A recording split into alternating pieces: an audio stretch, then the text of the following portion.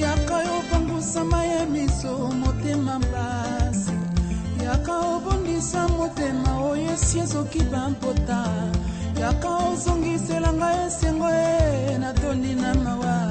Yaka oyanolanga mituna leki mayele nanga.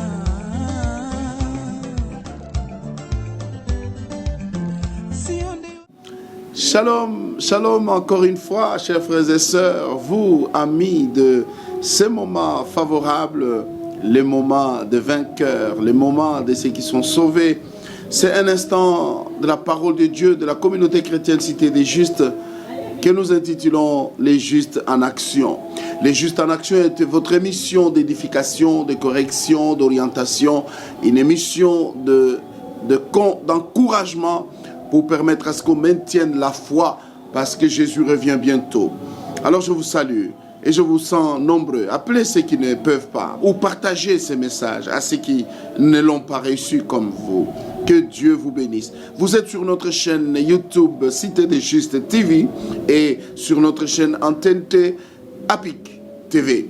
Là, vous nous trouverez et vos doléances, vos besoins, vos prières, nous serons parvenus et nous prierons pour vous parce qu'il y a une équipe qui vous soutiendra. Que Dieu soit loué. Alléluia. Père, nous voulons partager la parole. Nous voulons que cette parole puisse toucher mon frère et ma soeur, partout où qu'il est, partout où il peut se retrouver dans le monde. Assiste et bénis. Bénis cette nation qui nous reçoit.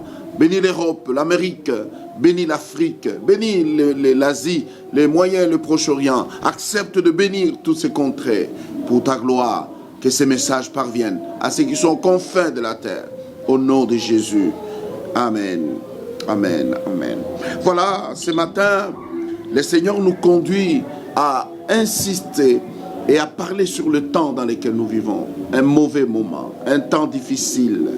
Nous sommes dans 2 Timothée chapitre 3e. Nous lirons le premier verset et puis nous sauterons pour lire les 6e et suivants. Sache que dans le dernier jour, il y aura de temps difficiles. Je m'arrête là.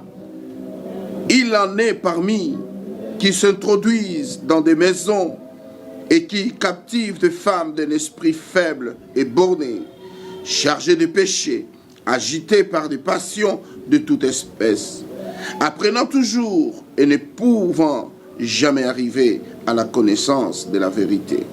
De même que Jannes et Jambré s'opposèrent à Moïse, de même ces hommes s'opposent à la vérité, étant corrompus d'entendre, reprouvés en ce qui concerne la foi, mais ils feront pas plus grand progrès, car leur folie sera manifeste pour tous, comme le fut celle de 2 hommes, Jannes et Jambré.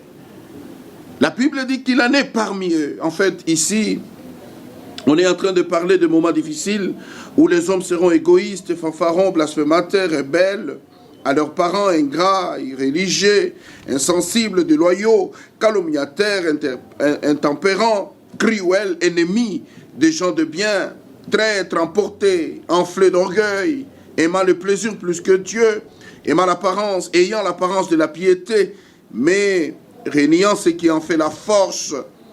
La Bible dit de s'éloigner.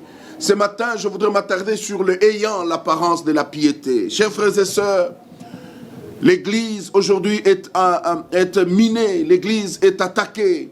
Il y a des gens qui pensent être des religieux. Ils ont les apparences extérieures d'un homme saint, d'un homme irréprochable vis-à-vis de la parole de Dieu.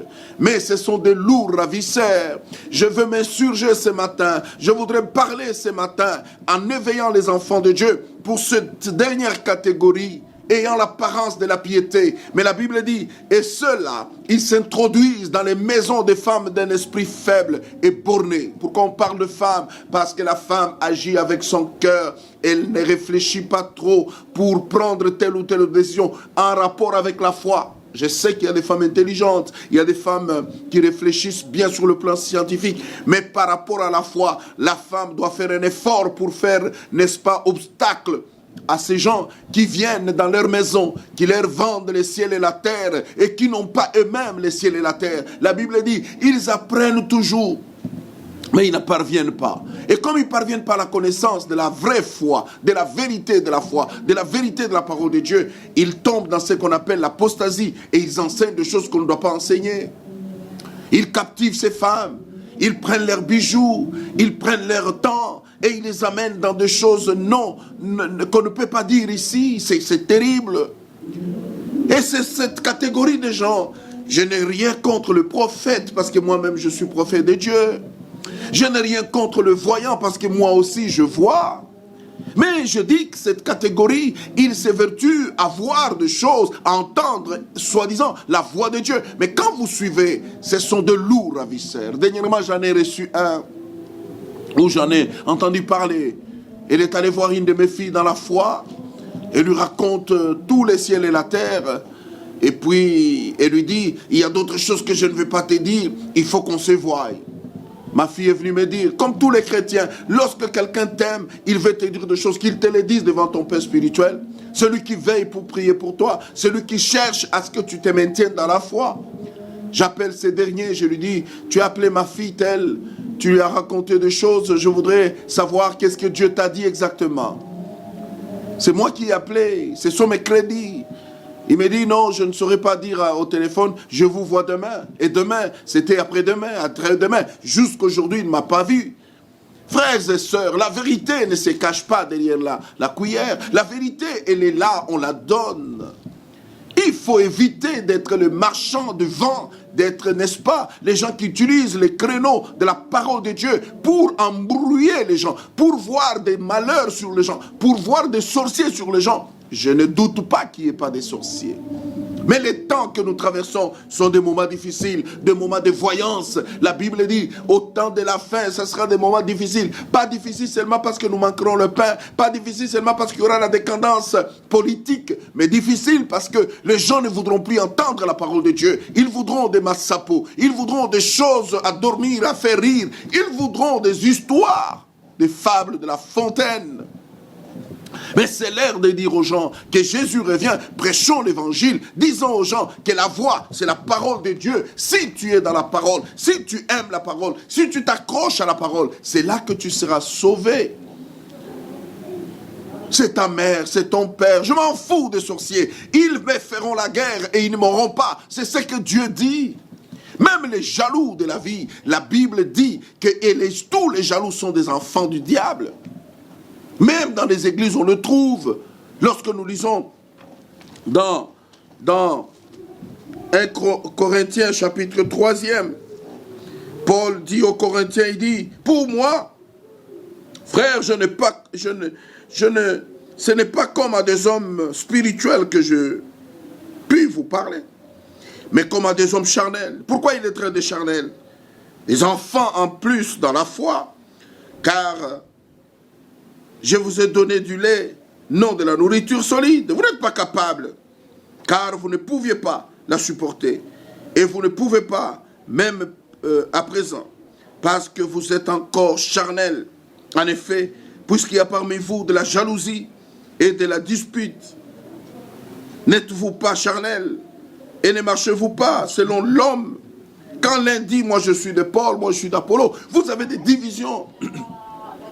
Nous sommes forts, les autres ne sont pas forts. Nous avons l'onction, les autres n'ont pas l'onction. Les ciels arrivent. Celui qui a l'onction, celui qui a la parole, c'est celui qui héritera le royaume de Dieu. Vous êtes charnel. Je ne peux pas vous parler comme à des chrétiens, dit Paul. Il dit, je vous parle comme aux enfants dans la foi. Parce qu'un homme immature, il est là en train de chercher son pain, en train de donner des prophéties de mensonges à chaque prédication. Il dit, qu'est-ce qu'ils disent encore? Ils ont des vocables compliqués, ces gens. C'est la gangrène de l'église aujourd'hui. Vous trouvez des gens qui peuvent donner à un ambulant prophète de l'argent, mais dans son église d'attache, il est capable d'acheter une ampoule. Vous trouvez des gens qui peuvent habiller un pasteur ambulant qui n'a ni église. Ce sont des Melchisedec, ces gens. Ils n'ont ni père ni mère. Ils viennent d'où, cette catégorie? Levez-vous, chrétiens, levez-vous, chers pasteurs, veillons sur nos enfants. La foi est une ferme assurance, mais la foi peut balloter à ce qu'on écoute. Qu'est-ce que vos enfants écoutent? Qui vient parler à l'oreille de nos enfants de l'église? Et qu'est-ce qu'il lui dit? Ils prétendent avoir la vérité, mais cette vérité, la chute de cette vérité, c'est tout simplement l'argent, les moyens. Je manque ceci, je vais faire la campagne. Frères et sœurs, un pasteur sans église n'est pas un pasteur à recevoir.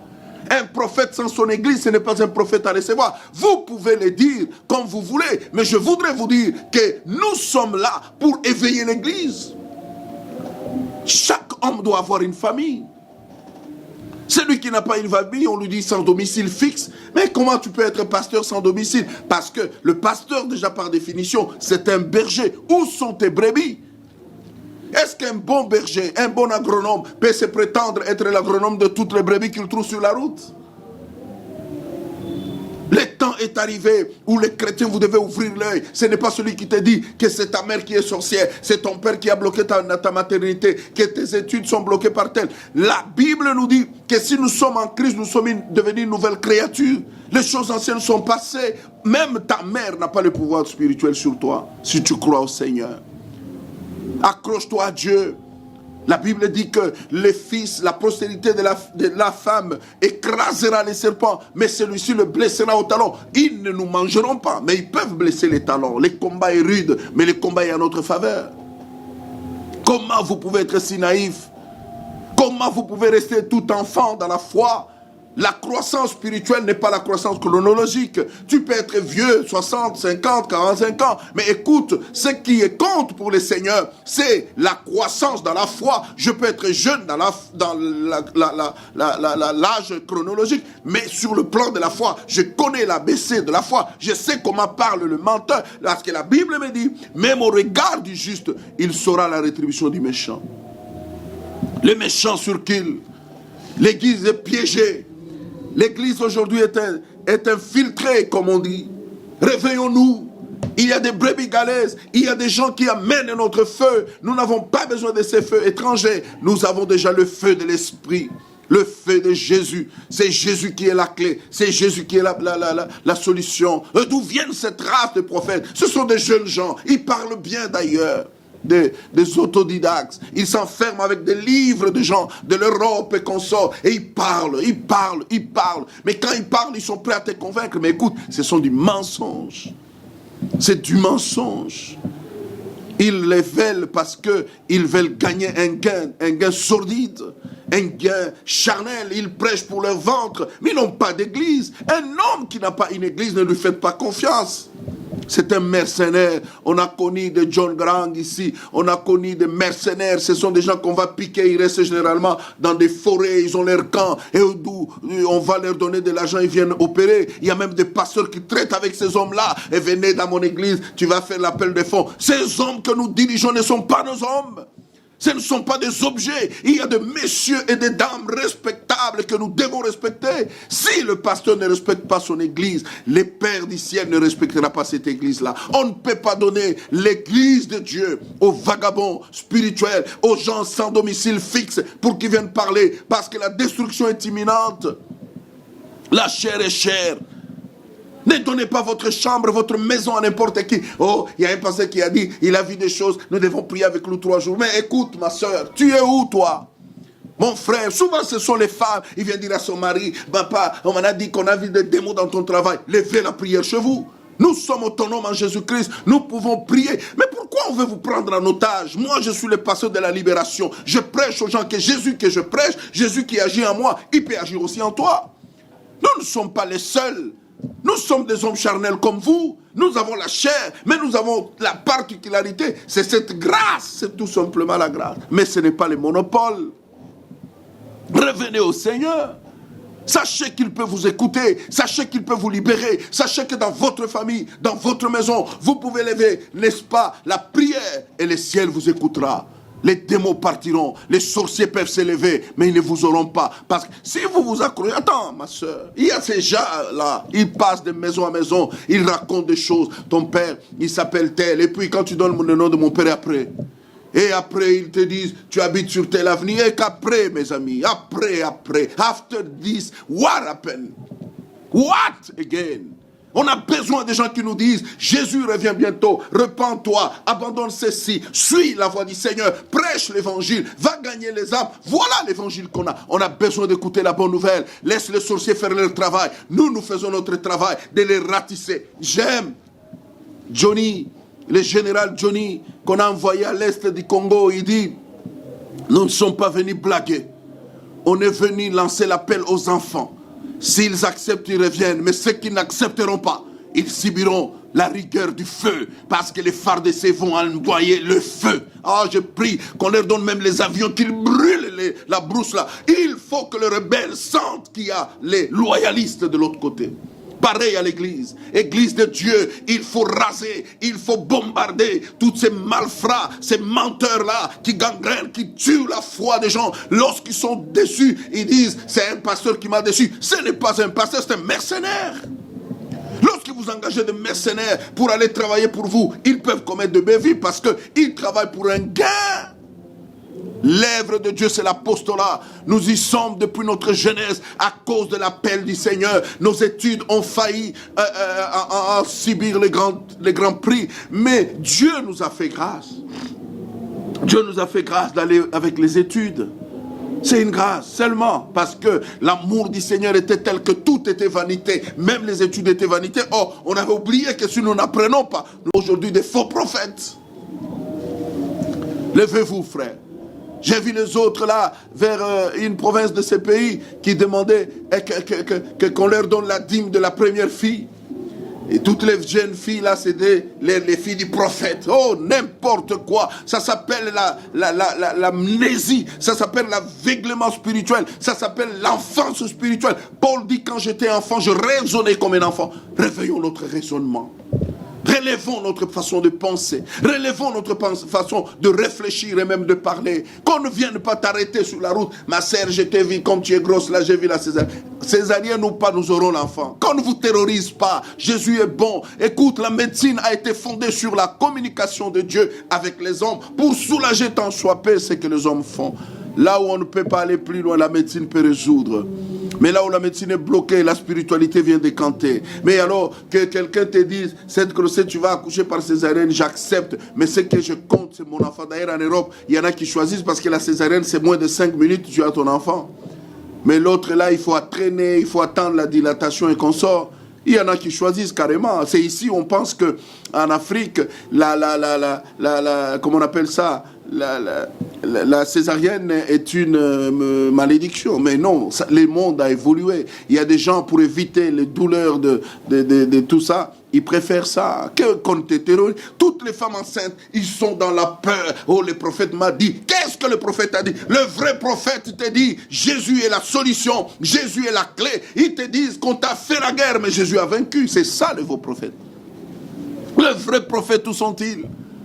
Frères, prophètes des nations, on vous voit parler à la télé, dire que vous êtes des nations, mais vous n'avez jamais alerté l'église que les loups sont maintenant dans la bergerie, que les méchants sont en train de tourner. Oh, réveillons-nous, il faut stopper ce vent-là. C'est un vent, en fait, du temps de la fin, malheureusement. Ça doit exister, mais nous devons nous réveiller. Réveille-toi, frères et sœurs. Réveille-toi, ma soeur et mon frère. Réveille-toi, papa, que ta femme ne t'amène pas dans les mal, que ta femme ne t'amène pas dans les faux prophètes. Reste accroché à la parole de Dieu. Toute pratique, toute parole qui n'est pas de la parole de Dieu, ne l'accepte pas. Tu n'auras pas fait tort à qui que ce soit, parce que Dieu sera content de toi. La Bible dit, éloigne-toi de ces hommes-là. Ne les approche même pas chez toi. Cette catégorie de gens qui viennent, sans que même les pasteurs les sachent, nous allons veiller chez toi. Qu'est-ce qu'ils ont? Ils cherchent du thé, donne-leur du thé, qu'ils s'en aillent. C'est fini cet évangile matérialiste, cet évangile de vouloir aller profiter des autres. Nous sommes au temps de la fin. Même l'économie est difficile, même l'argent est difficile, même le travail est difficile. Ne rendons pas les tâches plus difficiles encore aux enfants de Dieu.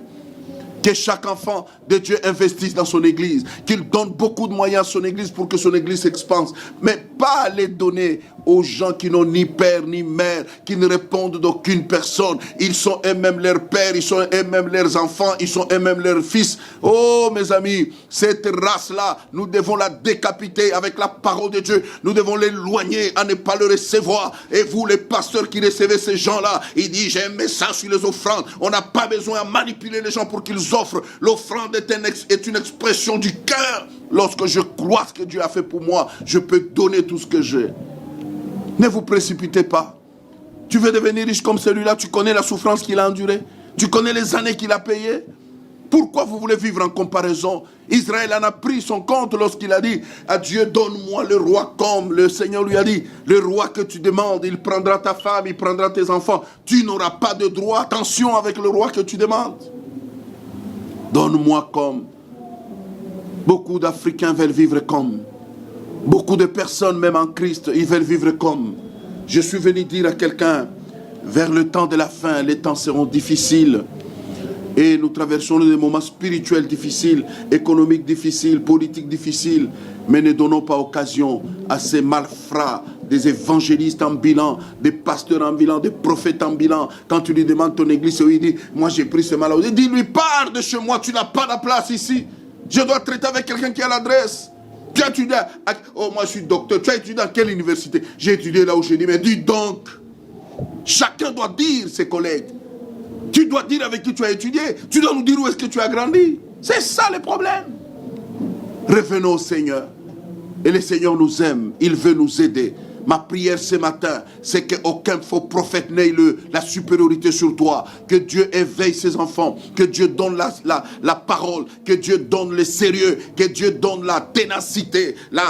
L'esprit de prière. Priez pour que Dieu ouvre l'intelligence. Priez pour que Dieu vous montre la voie. Priez pour que Dieu vous dise avec qui composer. Priez pour que Dieu vous dise qui recevoir. Tout le monde n'est pas à recevoir. Même s'il vient au nom du Seigneur, il peut être tout simplement infiltré. Le Seigneur vous aime.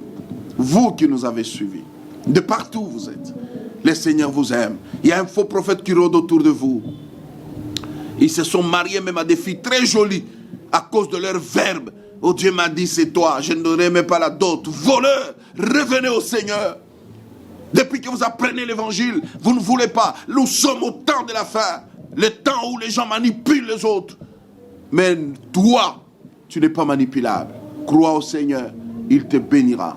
Trouve-toi une église et sois membre dans cette église. Investis-toi là-bas et Dieu te bénira. Et il y a un Père spirituel qui va suivre tes pas et ta croissance sera assurée. Jésus revient bientôt. Prépare-toi à le rencontrer. Fuis le mal. Fuis les paroles de complaisance et Dieu te bénira. Et même, je voudrais terminer en disant, ils disent dans des églises, ils trouvent un ancien diacre, un assistant du pasteur. Toi, je t'ai vu, tu as un ministère. Toi, tu joues, hein? Allez commencer. D'abord, toi-même, tu n'as même pas une église. Tu viens inciter les gens à diviser. Tu viens inciter les gens à quitter leurs églises. Et vous-même qui quittez là, quittez pour ne plus revenir. Et vous verrez si l'œuvre de Dieu c'est facile. Ce n'est pas aller manger et boire. Hein? Ce n'est pas aller manger. L'œuvre de Dieu c'est comme la médecine. J'ai trouvé un médecin qui est devenu protocole d'État. Tout simplement parce que la médecine, c'est soit tu connais, soit tu ne connais pas. Comment tu as eu ton diplôme en médecine? Dis-nous. Le Seigneur est vivant. Le Seigneur veut te bénir. Le Seigneur veut te libérer. Mais pour que tu sois réellement libre, fais que ta nouvelle naissance soit totale. Celui qui est né de nouveau, le diable n'aura plus la supériorité sur lui. Que la grâce, la paix et la bénédiction soient avec vous. Soyez restaurés, soyez renouvelés. Que votre intelligence sache discerner le bien et le mal. C'est ça la maturité. Tu veux me prouver que tu es mature, ne reçois pas les faux prophètes, ne les accepte pas, reste fidèle à ton église et Jésus revient bientôt. C'était votre pasteur, l'archevêque Boanes Kaseke Diemo de la communauté chrétienne Cité des Justes. Dieu vous aime, moi aussi, je vous aime. Soyez bénis. Amen.